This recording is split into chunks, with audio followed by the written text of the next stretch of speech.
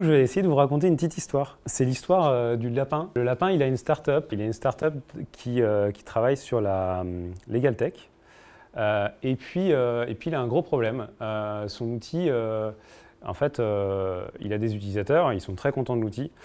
Sauf que quand ils utilisent l'outil, ils ne trouvent rien avec l'outil de recherche qui est intégré à l'outil.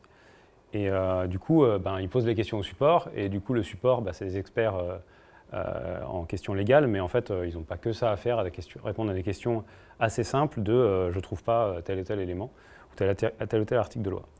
Du coup, il vient voir Alice, et Alice lui dit attends, on sait faire un outil de recherche, pas de problème, TypeSense, Algolia, tout ça, on indexe tous les textes, et puis ça va être super. On va avoir d'autocomplétion, etc. Ça a super bien marché. Et puis Alice, elle est curieuse. Du coup, elle pose une petite question de plus au lapin. En fait, qu'est-ce qu'ils saisissent les utilisateurs dans la recherche? Est-ce qu'ils cherchent un mot précis? Est-ce qu'ils savent ce qu'ils cherchent? Et en fait, là, le lapin, ce qu'il explique, c'est que en fait, les utilisateurs, ce n'est pas des experts en texte réglementaire. Ils ne connaissent pas forcément le vocabulaire réglementaire précis qui est écrit dans les textes de loi. Et du coup, en fait, les termes qu'ils cherchent, c'est des termes proches des termes techniques, mais pas forcément les bons. Et du coup, ça va beaucoup moins bien marcher. Du coup, effectivement, Alice se dit on va peut-être changer de technique. Alors, je m'appelle Sébastien Touzé, je suis tech lead à Theodo. Theodo, du coup, c'est une entreprise qui fait des sites web, qui fait des applis web. Et du coup, je vais vous parler un peu de cette mission, puisqu'en fait, Alice, c'est moi. Avant de parler de comment on a fait, on va prendre une petite minute pour parler d'intelligence artificielle et de GenAI et comment ChatGPT, ça marche. Parce qu'en fait, on va rentrer un petit peu dans les entrailles de ChatGPT pour répondre à ce besoin-là. Donc très rapidement, en fait, ChatGPT, ce qu'il sait faire, je prends l'exemple de ChatGPT, mais les LLM d'une manière générale. Ce qu'ils savent faire, c'est compléter des phrases. Ils savent se dire que si on leur dit « le chat mange », ils ont un modèle statistique qui va leur permettre de dire la suite de la phrase, ça doit être la souris. Et puis, en fait, ils construisent des phrases comme ça. Ils prennent le chat, ils rajoutent « mange », et puis après, ils rajoutent la souris, puis ils refont tourner le modèle, et puis il va trouver une suite à la phrase. J'ai pas d'idée. Pour faire ça, ils font quoi? Ils utilisent ce qu'on appelle les embeddings, qui sont globalement des gros vecteurs. C'est-à-dire, donc là, pour l'OpenAI, donc ChatGPT, on parle d'un vecteur avec 1536 composantes. Donc c'est gros. L'intérêt de ces embeddings, du coup, c'est que ça va permettre d'avoir une représentation mathématique du sens d'une phrase ou d'un mot. Et du coup, ce qu'ils font, c'est qu'ils projettent du coup la phrase dans un espace vectoriel. Et avec cet espace vectoriel, ils vont pouvoir faire du calcul de distance et du coup de trouver la suite de la phrase. Donc là, par exemple, les exemples qui sont pris, c'est en fait, on trouve que le chat dit miaou, pardon. C'est beaucoup plus proche que parler du quarterback qui lance son ballon. Et du coup, en fait, c'est là où on retrouve l'intérêt par rapport à ce que je racontais tout à l'heure, c'est que, en fait, on aimerait bien pouvoir faire ce genre de calcul pour trouver du sens qui soit proche de la recherche de l'utilisateur. Et du coup, c'est ce qu'on a fait. Et on a fait mieux que ça, du coup, sur cette mission-là, c'est qu'on a utilisé une librairie qui s'appelle Elephant, qui est écrit, donc Elephant avec LL comme un LLM, qui est écrit en PHP et qui permet de justement se connecter à des outils type ChatGPT ou tout type de LLM, et aussi d'utiliser leurs API pour générer des embeddings. C'est super simple à utiliser en pratique. Si on veut typiquement générer une phrase, demander à ChatGPT de générer une phrase, c'est 2 lignes de code qui sont notées. En pratique, comment ça s'utilise? En fait, on va lui demander, donc dans notre cas, l'intérêt, ça va être d'utiliser les embeddings. comme le vecteur, il a un certain nombre de composantes, on se doute bien que si le texte est trop gros, on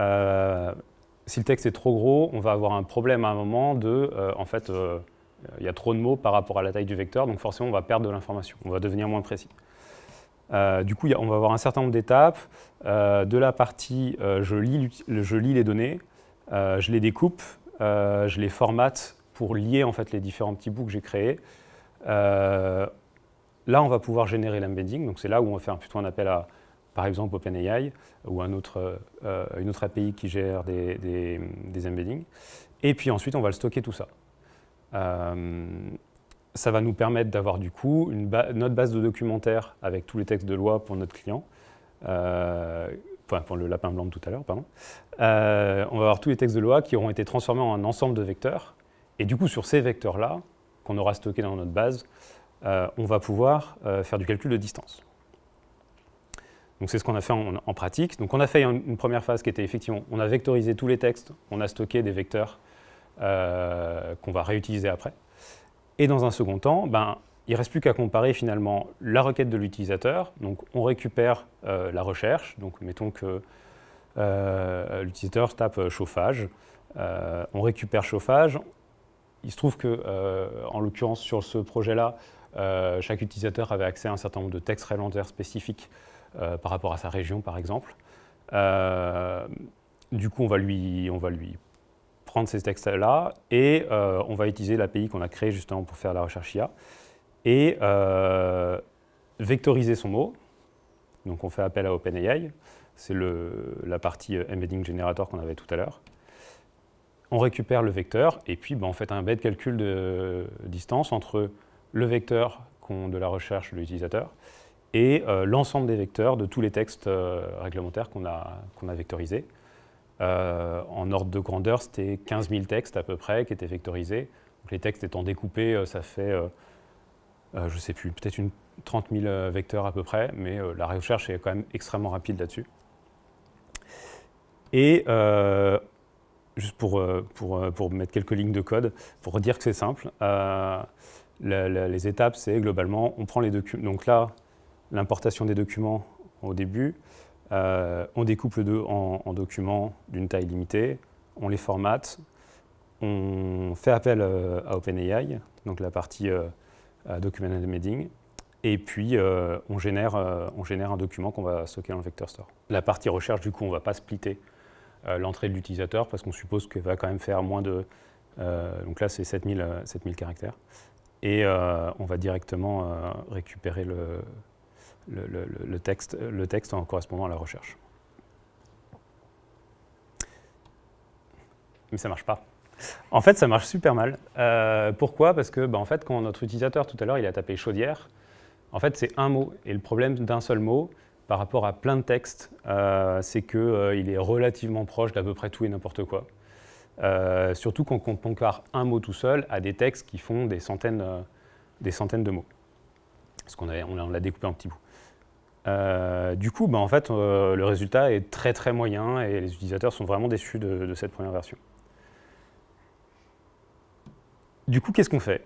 Et du coup, on reprend Alice. Et Alice, elle va retourner, elle va demander conseil à la chenille. Et la chenille, en fait, elle va dire à Alice, écoute, il faut que tu prennes du recul. Et bien, c'est ce qu'on va faire. On va prendre du recul. En fait, prendre du recul pour un LLM, ça va être lui dire, ne pas lui donner directement l'information qu'on cherche, mais lui demander du contexte sur l'information. Et ensuite, on va vectoriser l'élément. Donc en fait, ce qu'on a fait, c'est qu'on a commencé par aller demander à ChatGPT, c'est quoi une chaudière? On va récupérer un petit texte de quelques lignes qui va décrire ce que c'est qu'une chaudière. Et là, du coup, on va avoir du contenu d'un peu meilleure qualité, et puis surtout quelques lignes avec plein de mots qui tournent autour du contexte de la chaleur. Ça, on va le vectoriser, et puis on va faire la même comparaison de distance. Et là, ça marche. Pour le coup, on a le lapin blanc qui est hyper content, parce que ses experts en interne lui indiquent qu'effectivement, les textes que remonte l'outil de recherche correspondent exactement à ce que les experts, ou peu ou prou, à ce que les experts s'attendaient à trouver comme réponse à la question. Voilà. Merci. T'as pas l'air d'avoir détaillé le Vector Store. Puisque tu as montré, j'ai l'impression que tu avais une DB un peu classique. Je sais qu'il y a d'autres DB un peu qui sont vraiment très spécifiques pour faire de la recherche justement de vecteurs. Est-ce que du coup, tu n'as pas eu ce besoin parce que tu n'avais pas... tu parlais de 15 000 documents, je crois. Tu n'avais pas assez de volumétrie ou c'est juste quelque chose qui n'a pas été tiré? En l'occurrence, ouais, on a utilisé une base Postgres avec une extension qui permet de gérer les vecteurs et qui les gère relativement bien. Effectivement, en termes de performance, c'était vraiment pas remarquable. Enfin, le temps n'était pas particulier. Je n'ai pas d'ordre de grandeur à donner, mais enfin, c'est de l'ordre de la recherche sur une base de données classique, sur un élément indexé, quoi. Ça suffisait sur le volume de texte. Effectivement, sur des choses un peu plus complexes, peut-être qu'un vector store plus avancé aurait pu être utile. Mais là, oui, on parle de 15 000 textes découpés en petits bouts. Ça faisait de l'ordre de 30 ou 45 000 éléments, donc c'est vraiment pas énorme. Donc si je comprends bien, la brique ChatGPT que tu as rajoutée, c'est pour en fait créer plus de mots sur lesquels travailler. Pourquoi forcément ChatGPT et pas par exemple prendre le mot et faire une recherche Google et récupérer tous les mots que tu as sur la première page? C'est une bonne question. On n'y a pas pensé. Ouais, en fait, il y a plusieurs réponses. Parce que l'exemple de la chaudière, du coup, effectivement, ça aurait pu, ça marche, la recherche sur Google aurait pu être intéressante. Le point, c'est que faire un scrapping de la première page de réponse de Google, on ne sait pas trop ce qu'il va y avoir, ça risque d'être un peu aléatoire, mais surtout, on va se retrouver avec un énorme document avec des trucs qui ont plus ou moins de rapport, de la publicité pour des marques, etc. Je ne suis pas sûr que ce soit extrêmement pertinent.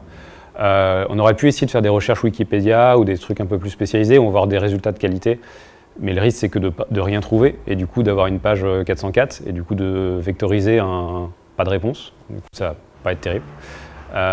Et au bout du compte, ouais, ChatGPT permettait de générer un truc qui marche relativement bien dans presque tous les cas. Mais oui, il y avait peut-être sur des API un peu larges, je sais pas, peut-être qu'il y aurait eu un truc à creuser là-dessus. J'ai une question bassement matérielle. En termes de licence, j'imagine que OpenAI, leur API n'est pas gratuite parce que c'est une entreprise. Donc la première question, c'est pour le projet de 15 000 documents, combien ça représente en termes financiers, le fait de calculer tous les embeddings et ensuite de faire les recherches. Et la deuxième, c'est si jamais, pour un certain nombre de raisons, ça peut arriver, des raisons de conformité, on ne peut pas envoyer les données à OpenAI, il faut le faire en local. Est-ce que c'est envisageable de le faire sur une machine, entre guillemets, chez nous? Ou est-ce que c'est un truc draconien? Pour la partie vectorisation des textes initiales, j'ai plus le coût précis en tête, mais on était largement en dessous de 10 €. Ça devait être de l'ordre de 5 €, je crois, quelque chose comme ça. Mais c'est vraiment pas grand-chose. C'est pas la génération d'embedding, c'est pas le cœur de leur modèle financier, c'est plutôt ChatGPT du coup. Pour le coup, c'est effectivement très très peu coûteux. C'est de l'ordre, c'est au nombre de mots, au token pour être précis. C'est quelque chose qui est de l'ordre de du dixième de centime pour les 100 000 tokens. Donc si on dit qu'un token c'est à peu près 2 mots, 2 tokens c'est à peu près un mot plutôt, on est quand même sur des coûts assez faibles. Sur l'autre question, je ne sais plus ce que c'était. On ne doit pas passer par OpenAI et faire à la maison. Ah oui. L'intérêt d'avoir utilisé Elephant, c'est que du coup c'est une lib qui est faite pour s'abstraire un petit peu de quelle utilisation, quel est le modèle de LLM qu'on a derrière. Et ça va dépendre du modèle de LLM je pense qu'on utilise. Il y en a qui tournent bien aujourd'hui en local sur un PC. Et donc en temps raisonnable vont réussir à faire tourner tout ça. Donc ça va être, ça peut se faire, ça peut complètement s'imaginer.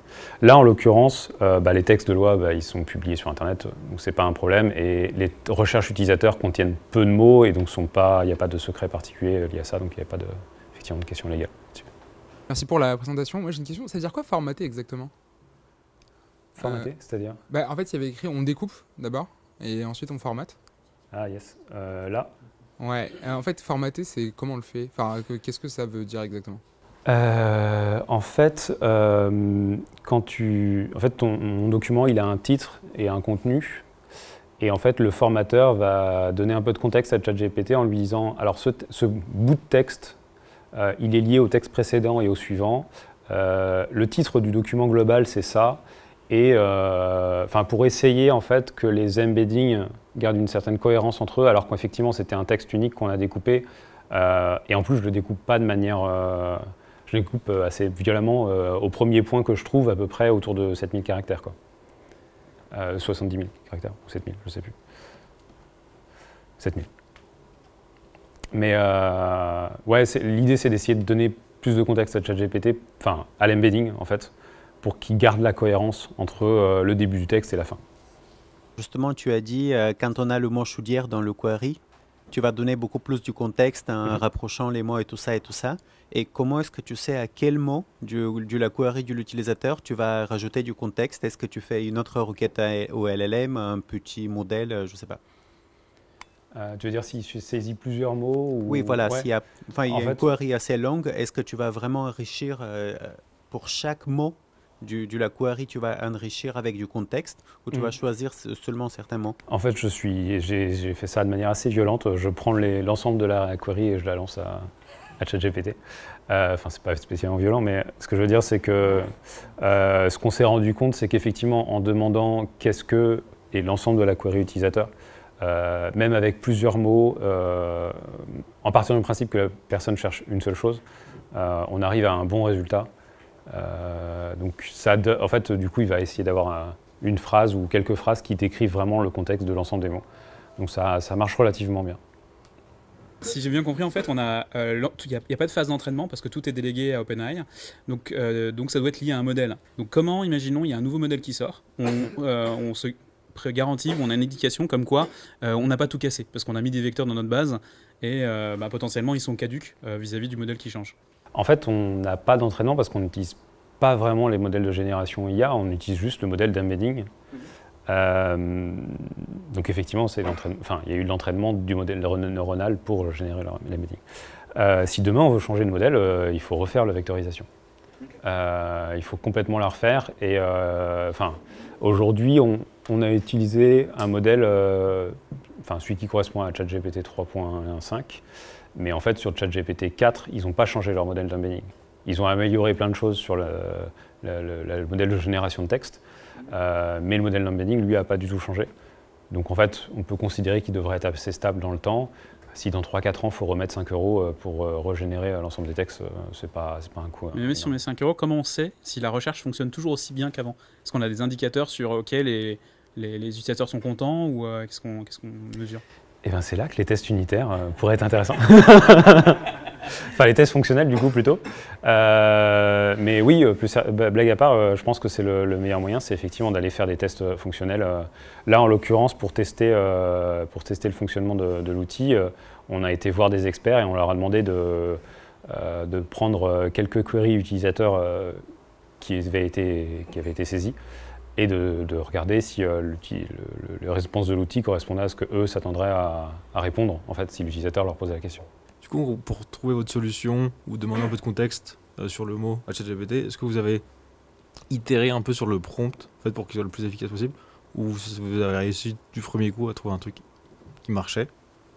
Et deuxième question, c'est est-ce que vous avez fait un peu de benchmark sur les différents modèles de LLM, ou vous avez directement parti sur ChatGPT et vous n'avez pas forcément testé les autres modèles?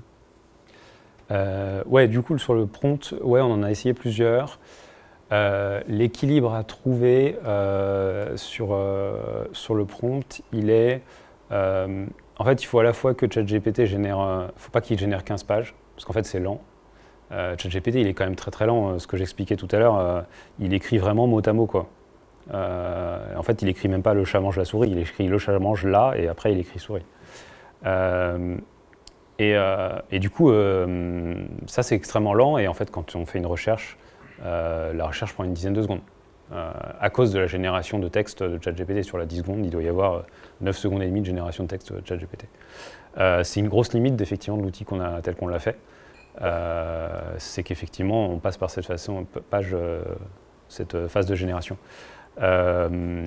Donc on a mis un peu de temps à trouver un prompt effectivement qui soit à la fois qui donne une réponse courte de ChatGPT et qui reste dans un contexte du métier du client et qui soit pas non plus, et que le prompt soit pas trop long parce que plus le prompt est long, plus la réponse est lente, mais surtout plus on paye puisqu'on paye à l'entrée et à la sortie sur ChatGPT. Donc ouais, on a mis un petit peu de temps. On y a mis quelques heures, hein, c'était pas. Et du coup, j'ai oublié forcément la deuxième question. C'est plus, est-ce que vous avez fait un peu de benchmark sur les différents modèles de LLM je sais ouais. pas, je sais pas, il y a souvent des benchmarks en ligne, mais alors je sais pas si pour votre cas d'usage, est-ce que vous avez testé différents trucs En différents. l'occurrence, non. Pourquoi? Parce que la lib Elephant que j'ai utilisée, elle était au tout début et en l'occurrence, elle ne gérait que ChatGPT au tout début. Donc on a commencé par ça. Maintenant, elle en gère pas mal d'autres. Donc la question pourrait se poser, notamment d'utiliser potentiellement des modèles hors ligne ou des modèles qui puissent tourner en local, ou des modèles entraînés sur des sujets particuliers. Il y a sûrement un gain qu'on pourrait avoir. Mais concrètement, en fait, le fait est qu'on avait de bons résultats avec quelque chose comme ça. Donc la seule question qui pourrait se faire, c'est que s'il y a un gros scale en nombre d'utilisateurs pour le client, ce serait de se dire peut-être qu'il faut passer sur un modèle local ou un concurrent moins coûteux. Mais en vrai, ouais, le coût reste pas énorme, donc ça reste le problème. Donc non, pour répondre strictement, non, on n'a pas pris le temps de faire ce benchmark-là.